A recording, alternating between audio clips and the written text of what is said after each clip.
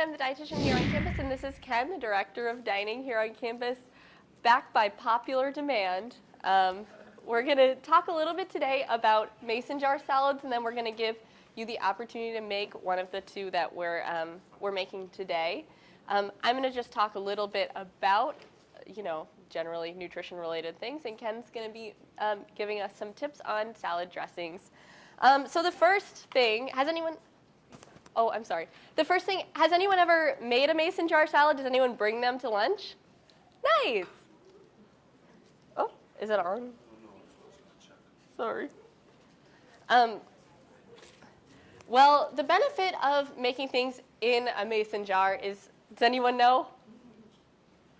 Portion size. It's pre-portioned for you. So a lot of times when we pack our lunch, we might pack way more than we might intend to, just based on the Ziplocs that we have. There's something called the de Boeuf illusion, and it says the bigger container that we have, the more we're going to put on our plate. So if you see, you have this big plate over here and a small plate. If we were to put something in the center of this plate, it looks empty. You kind of think, oh, I should probably fill that up. There's more space. But if we were to put the same thing on a smaller plate, it looks really full. So we'll probably not overportion ourselves. So mason jars are a great kind of fun way to change up your lunch. A lot of times, too, when we're packaging things in Ziploc containers, we tend to overportion on the not so healthy parts of your salad. So eating a salad every day for lunch is a great idea. But when we're piling on the dressings or those things like the not so great parts of the salad, cheese, a little too much feta, that's when your calories can really add up, and you might not be seeing all the benefits that you could be from your salad. These things might satisfy you short term, but they're not going to satisfy you to tide you over till when you get home. So a lot of times you might eat lunch at noon, and then by 1:30 you'll be absolutely starving. So something like a mason jar salad, if you package them in the correct way, it's going to give you foods that are really full in fiber that are going to make you help you feel full for a lot longer. Another thing that's great about mason jar salads is they keep things a little bit different than the average. If you've ever heard the saying, I'm bored, therefore I eat, does anyone fall into that category? I do, especially late at night, or when you're at the computer at work picking on things. So what I like to do when I'm packing lunches or when I'm planning meals for the week is to keep things interesting, I pick a theme. My favorite theme would be Indian food. Does anyone have a good theme that they like for planning their meals? Ice cream. Mediterranean, that's a beautiful theme. Mexican is a great theme. So if you pick a theme for the week, like this week is Mexican week, you can kind of get excited about that. I know I would. Or you can choose seasonal options for your salads. A lot of times we pack the same exact thing every day, and then you come to resent those peppers that you put in your salad every day. You're like, oh, these again. But when you change it up, it kind of tricks your brain into finding something new and more fun, and it can make you feel fuller, really. So the best way to layer your salad, I know I have a picture here. Do you mind if I grab these for you? It is kind of a little bit of a science. This is the best way to do it to make your packed salad more palatable. The most important part of this whole drawing would be salad at the bottom. I know I'm the kind of person that tries to put the dressing on top, dressing on the bottom. I put the dressing on top so that it drips down over everything and everything gets nice and delicious. But keeping it on the bottom will stop your greens and all of the things that might not be your favorite parts of your salad from getting drenched and wilty and kind of unpalatable throughout the day. The next thing you want to do is your hearty vegetables, those ones that won't be too affected by your dressing, followed by your protein choices and cheese if you choose to eat cheese in your salads. Protein choices in a mason jar salad, you can keep them fun and interesting. I know you guys are really versed on pulses now, but any types of beans and legumes that you can pack in there are great. Those are full of fiber that are going to make you feel full. And then, of course, on the top, you want to put your greens. You might see that the green part is the largest portion, but you don't want to overwhelm yourself with too much green if you're someone that's not a big vegetable eater, because you got a lot of good stuff going on. The best part of this, if you can do it, is the dark green leafy vegetables. So romaine lettuce is fine if you're new to the vegetable world, but the darker the green vegetable that you can add, the more health benefits that you're going to get from it. So the first salad that we're going to be making today is our caprese salad. Anyone here a big caprese fan?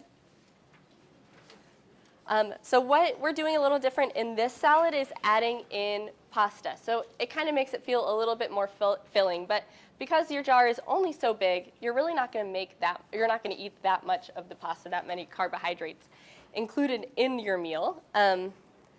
Now, the reason I really like this salad is you can make all of these ingredients or you can prep them for the week. So if it's caprese salad week, which would be a great week in my book, you can definitely just make a big batch of pasta and put it in your fridge to save it for the week and just kind of scoop it out. Same with cherry tomatoes and mozzarella. You can buy that at the Safeway, your favorite thing, the Safeway antipasta bar. Anyone frequent that? It's Ken's favorite place. You can buy that for the week, and it's very, very simple. Ken's going to talk about making the pesto portion of this, which is really the key to a delicious caprese salad. Yeah, like Joe said, I'm a fan of caprese salad myself, but I don't know if I could have it. Maybe I could have it 5 minutes. There's a lot of things that you can change as well from the pasta. Either change the pasta from regular to whole wheat. You can get basil pasta as well with different flavors, red pepper pasta. You can change it for some pulses, quinoa, or even green beans. Just be quick. I personally don't like the pasta salads. And I want to talk about that a little with the dressings as well. So, people that have been in the past, I'm not going to bore everybody, but people who have been at this past cooking numbers for a cook that you'll know them for it. I didn't come to the United States until very late in my life. There were many things that I love about this country. My dad's American, I visited very much, but there were some things that even to this day baffle me and I don't understand. And one of those is our obsession as a country with mayonnaise-based dressing. Personally, I love vegetables. Like all food, what derives mostly my love of it is how it tastes. And because I'm not a fan of mayonnaise, I hate eating a giant, beautiful bowl of vegetables that only taste like mayonnaise to me, because that's all we're adding to it. So in that sense, we talked about before, or I've talked about, simplicity is the key to good cooking. And the idea of this is that whatever seasoning you're using is supposed to enhance the flavor of the food that's there. It's a compliment, if you will. It's the tool, the hammer of the carpenter. It's the tools of the craft. So in that sense, what we're trying to do is not overwhelm whatever we're going to eat. Some of us would think that makes it somewhat boring with dressings, but it's because maybe we haven't seen the gamut of different ideas that you can do. So I want to try to move through this quickly. We're going to talk about these dressings, and then we're going to talk just about dressings in general. So how many vinegars do you think on average you can find out there to do salads with? Without me even trying to remember all of them, it'll be easily 6 or 7 ones. So you have rice vinegar, white vinegar, red wine vinegar, balsamic vinegar. They talk about apple cider as well, and then even some infused ones that you can get. So from that side, really when you're making dressings, I talk about 4 main things. Dressings will need all 4 things. You don't need anything else but that. You need fat, which usually comes in a form of oil, and we're going to talk about the different kinds of oil. You need a citric to cut through it. As we're talking about this, we're talking about umami and the oil taste, and what it's really that piece, but it's fat and it's acid, which play together against each other. Then what you need is a base or an emulsifier of some kind. This is where some people use mayo.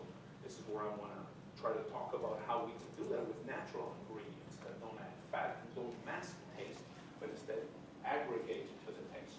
So you add the emulsifier there, whether it's hummus, which you can use for that, whether it's one of our great partners here and partners with PHA, Greek yogurt from Denmark, like Hoiga. So That's one of my first cooking demos. We made Alfredo sauce with Greek yogurt, which is considerably better than doing. You can do the same thing with this. You can use just a pesto base. You can use a tapenade base. Avocados from Mexico. Avocados from Chile, which are Hass avocados, the best kind in the world. But you can use that to emulsify as well. And then the last piece of it, which really you're creating a different depth of flavor, is personally for me, fresh herbs, or fresh herbs. So we're going to talk about the different kinds of what you can use. Or if not, a dry herb, like mixed Italian mixes, or just really be very inventive. There are no rules. There are no rules with food. Stop letting people tell you that there are rules. If you like it, it's good. Simple as that. You're cooking for yourself and your family. And then we're going to talk about different things about oil, and you can do things with oil, for example. Those are the kind of things that I like to do with spices, things that you can't get anywhere else. But you take, for example, regular olive oil, and then you add things to it. You can add fresh herbs like rosemary, basil. You literally just pump them inside the bottle, or you peel garlic and then you put it inside the bottle. Small little trick about garlic. Most of us will. I certainly hope that nobody gets the minced garlic in water and oil, because you shouldn't. That is devoid of most of the taste of garlic, and really the oil of garlic which carries the taste. So what you want to do whenever you're using garlic for any application of any kind, the first thing you need to do is to crush the garlic. The raw garlic needs to be crushed. So what you'll put in a knife and you'll just slam it under. The second you do that, you will see that it begins to release this oil. That oil is the essence of garlic. That is what carries everything into your mouth. So once you do that, then you put them in the bottles. Or once you do that, then you dice it very fine. And again, garlic is something that what you want to do is create as much surface area in it. So when you are mincing it, like you see in those containers, and it is square, and it is not crushed, all you're really adding is the oil that's inside the container that lightly flavors it. It is a shortcut, but I will tell you if that's a shortcut you want to do, just use garlic powder. It's literally better for you than that. So, without further ado, we're going to talk a little about the dressings and how we're going to go about them. This is another little trick if you're ever going to do a Chinese Oriental flavored based salad, but be very careful with sesame oil, just like truffle oil as well, which I will tell you, do not use truffle oil. It's pretentious and unnecessary.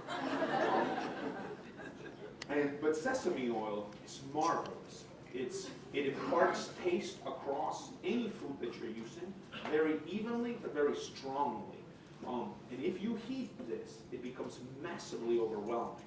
So be very, very judicious with how much of this you use. Because you can always add more, but you can't take away.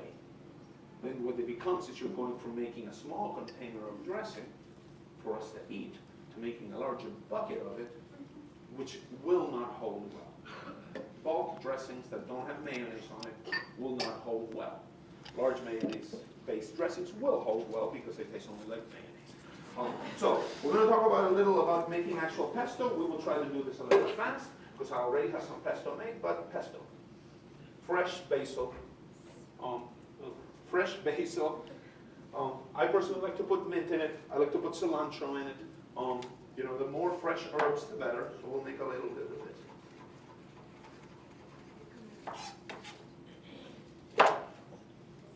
Extra virgin olive oil.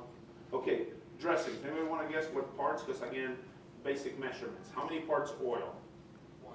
3. Fat. It's the carrier. It's what imparts also. This is what coats the vegetable. So 3 parts oil, 1 part vinegar. Some people do 2 parts oil, 1 part vinegar. That's me. I like my dressings with less fat and more acid too. So basically oil, basil, cheese, and pine nuts, which we will not be using today, which we don't use on campus. We try to have a universal environment here, so Well, we have pecans today, but we do have pecans here, but that's for the other side. But in general, we do not use nuts, especially not in our pesto, because it's very hard to tell when they're there. But again, cilantro, mint in the summer. Any dressing that I make in the summer is with mint. That includes fruit salad dressings as well, which if we have time, we can talk about. So I just wanted you guys to see this, because we do have some pesto already made here.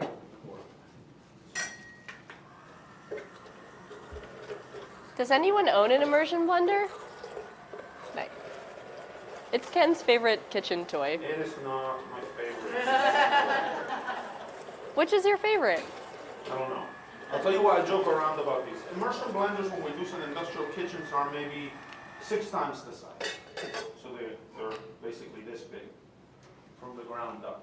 So we don't get a lot of these in Chile, and when you do it, you're holding it like this. So it's a giant piece of metal. So I learned to cook in Chile. So you know what this is called in Chile? The Rambo. I'll tell you. Because when you're holding this Ryan immersion blender, it looks like Rambo First Blood. We had the big machine. So if you go to South America, you'll hear this in kitchens. Pásame el Rambo. So, more cheese, more nuts that you add will give it this consistency. This is packed with cheese, packed with basil, packed with nuts. This is a great base. This is a dressing. This is a dressing. And a little salt and pepper. And we would add acid to this, but this is a nice base. It's mostly liquid. So then to this, we would add lemon, maybe some red wine vinegar, I would say probably. And we would get to a point where this dressing pretty much is very close to done. But we will move on to make more dressing in here. We will use some of this pesto. So as you see, it really didn't take very long for Ken to make this. So really what he's trying to put across is maybe making your dressings every morning when you're packing your lunch would be the most beneficial thing, because they'll taste the freshest, and it really, really is very, very quick and simple. No need to use a bottle. Absolutely. So that's what I was going to say as well. And again, I know we're running around, and I know we have a lot of things to do. I will tell you personally, being in the kitchen is very therapeutic for me. I spend a lot of time in my kitchens at home. You should have a book and music. The reality of, I now went to culinary school, so I'll tell you, to cook, you don't need to go to culinary school. To cook, you need 3 things only. They're the 3 P's. If you can do those 3 things, you will be able to cook very well. Anybody want to take a guess what those 3 P's are? Patience, absolutely. First one, probably the most important one, as far as I am concerned. You've been to some of my cooking demos before. I talked about one that it takes 20 minutes to cook an egg. It's the best egg you'll ever eat, but you have patience. The second one, and it's faculty and teachers and any craft that you do in the world, practice. You guys have heard that joke? Somebody's walking, a young lady's walking down New York with her cello, and she stops by a homeless person, and she's trying to find Carnegie Hall. So he goes, "Excuse me, how do I get to Carnegie Hall?" You know what the homeless man says? Practice, practice, practice. And the last P? The last P, most important one, just like everything you do every day, presence. You need to be there. You need to be engaged. You need to look at what happens with food when it's cooking. That's why we cook eggs so fast, because nobody takes the time to look at what's happening with the egg. If you're baking, you look at the effects of what you're doing in your food. That's how you learn.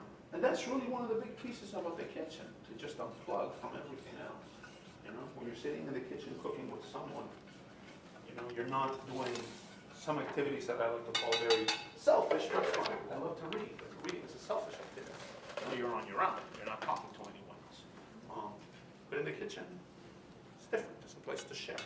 So this is this dressing. You want to go with the other one, John? So we're going to quickly go over the next salad that we have for you guys to eat today, and that's the butternut squash one. And the reason I really like this, because it kind of brings together 2 separate things. So first of all, the butternut squash. It's very seasonal right now. I eat it in just about everything that I cook these days because it's everywhere. But when you're making butternut squash, roasting it, you can eat it for dinner and then save the leftover butternut squash for the week to make this salad. And I think that's great because it's not really taking any time. You're already cooking dinner. And the second part is the beets. I think in our society, which is good and bad, we kind of shy away from canned vegetables. But when you're making things for lunch, a lot of times there are some good sorts of canned vegetables that you can use. Ken will disagree with me, but canned green beans, if they're in low or no sodium,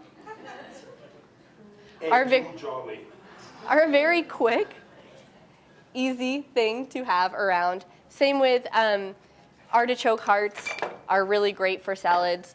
And roasted red peppers come in a jar. Those are very good if you're on a time crunch. So today we have beets, which came from a can, but they're delicious still. And it's kind of just a quick shortcut for you guys. Ken's gonna make a very, very simple dressing with apple cider vinegar. Does anyone eat apple cider vinegar? Good, that's so great. Every morning, yes. I think the movement is rising, which is great. Apple cider vinegar can be really good for GERD, and if you have any types of digestive issues, it can help calm them down. I know Ken is a big proponent of it these days, which is great. So you can make this one quickly. The talent can't be rushed. Presence. No, exactly, patience and presence. Okay, so we'll talk about the cereals very fast. Again, many different ways to emulsify. We're going to start with the same basis. We're going to use an apple cider vinegar. We're going to use, again, olive oil. That's my favorite oil. You can use blends as well. And again, don't get taken by the olive oil business. Grab whatever olive oil. Saw 60 Minutes, 90% of the olive oil is contraband. It doesn't come from where it's supposed to be. I personally would tell you that you're going to buy an oil that's Spanish. They have very strong regulations. Well, first of all, some people know I am Spanish, so I'm very biased, but also as an expert in food and the director of dining for one of the top 10 programs in the nation, I am an expert. So as an expert, I will tell you the best olive oil in the world is Spanish. And very modest as well. We have very, very strict rules about how you can get a certification, what we call denominación de origen. So where it comes from in Spain. It's one of the most regulated things. So olive oil from Spain is truly the safest way to go if you want good oil. But overall, olive oil is pretty much simple. So let's do this then. Let's start with this bad boy. We're going to do oil. So again, fat, acid,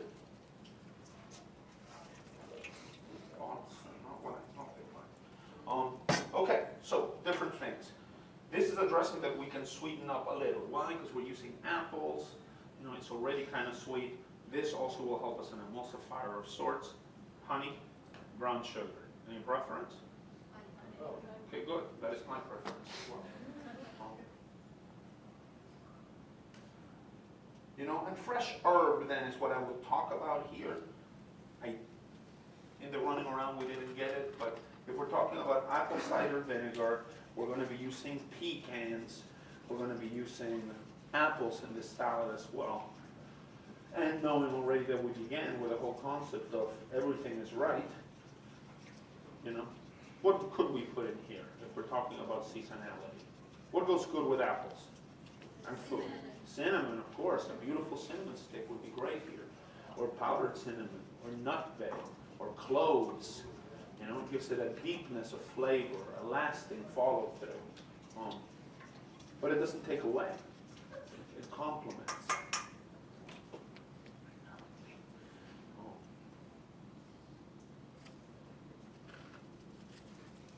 don't know if this is enough, Joe. I don't know if this is enough. Well, Yeah. It's good? Far from it. But again, like we talked about, you can't take away. You can add, though. It's not acidy enough for my taste. Again, I like my dressings very acidy. And it needs oh, you know what we're gonna do? Again, there's nothing wrong. So much for me yammering on about how mint is for.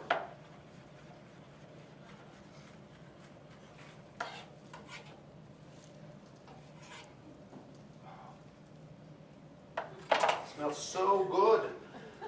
Why don't we use mayo and kill this? Listen, after this, you guys join my army of teaching people how to cook. So, whenever you see somebody slathering something in mayo, nothing else makes them feel bad about themselves. There's nothing better to be a snob about than food. So while Ken finishes that up, we're going to give you the opportunity to make one of the two. Remember, keep this order in mind. It's very important. You want to make one? Pardon? You want to make one with the ingredients for the show? Yeah, sure. So we're going to start. Oh, I need some of your No, green tongue. dressing. Oh, for dressing, yeah. Do the... I'll use this a bit. So you don't want to put too much dressing in there. Just enough to coat the bottom. You have more here. So that's the Oh. Thanks. Boop. We're going to put our crunchy vegetables on the bottom. So for us, it would be the tomatoes. Beautiful. Followed by the pasta, because that's pretty stable.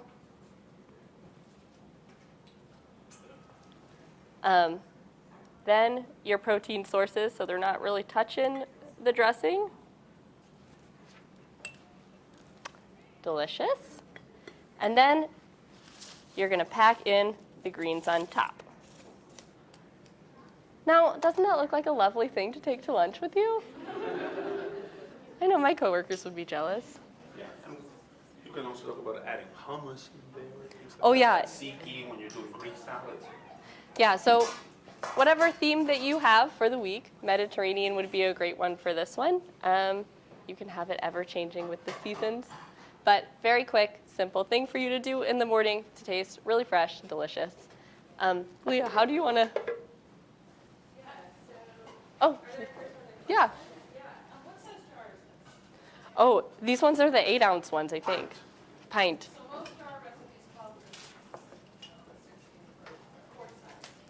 Yeah. So the reason we went with this. Well, so just like when you go to McDonald's, you can get it super size. Most recipes use American portions, which are way too big. This is a good portion. Well, normally you. So for you. So this is more of like a side. You would have a side and of your vegetables or whatever, and you would bring something along with this. So anything bigger would be kind of too much, but you have this as your side dish. Yeah? Uh-huh. How many portions does that make? Oh, that's a great question. It says 1 ounce of dressing, but that looks like it's a lot. Oh, I'm so sorry I didn't scale this recipe for you guys. This would be way too much. Well, no, I mean, so this is one. So I'll tell you. Yeah, well, you're really making a pesto base there. You're not really making a dressing. So you're making this. And this refrigerates and saves for 2 to 3 weeks. So you can always make that. Plus, you can make a million things with pasta with pesto. You do that with this. You want to make a pesto focaccia, which is very easy. You use this. You want to make pesto pasta. It's just flour, eggs, and this. It's a myriad of things you can do with this. Is that in a Cuisinart, or did you use your? And you can use any machine that allows you to mix it and add air to it. So you can use it in a Cuisinart, but you won't be able to do theirs to emulsify it. You can do it by hand with a whisk. You can do it with a fork if you really want to do something high. You can do it with just a mixer, or you can do it with an immersion blender, which, by the way, this is the best way to make soup too. This is a great way to make mashed potatoes. This is industrial, but you can get smaller ones. They're easier to clean, they're easier to handle than buffalo choppers. I told you he loves the emulsifier. And emulsifying is just adding air to fat. Quick question. I understand that we can keep that in the refrigeration for up to 3 weeks, right? How about the dressing itself? The dressing, Can we keep dressing, for example, for 3 days? Yeah, absolutely. Yeah. Okay. And actually, dressing keeps better than just this. Perfect. Because the second you add acid to something, it immediately begins removing bacteria of any kind. So for example, like when you eat ceviche, in the US, we tend to cook seafood before you put it in ceviche. That's completely unnecessary. The lemon cooks the seafood.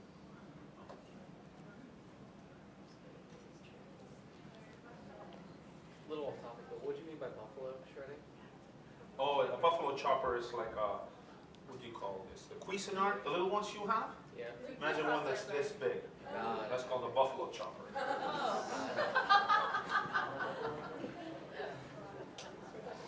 So, teacup. This is what you should do for dressings up to 6 people. This is your measuring cup. You do not need more dressing. So you're going to look at that and you're going to say that's not enough dressing. That's enough dressing for everybody in this room and leftovers, what you have in there. Because they're not dressing salads, they're vegetable salads.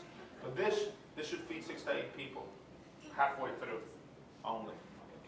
You can use Dijon mustard. It's a great example to add quick flavor to dressings. You can use extra horseradish cream. It's just, go crazy. Do different things, you know? Change cheese for feta. You know, there are no wrong recipes. There are none. thank you. Welcome. Oh, and the other thing, little trick, sorry. Can't do it. What's this? You know what we call this? $1 million tool.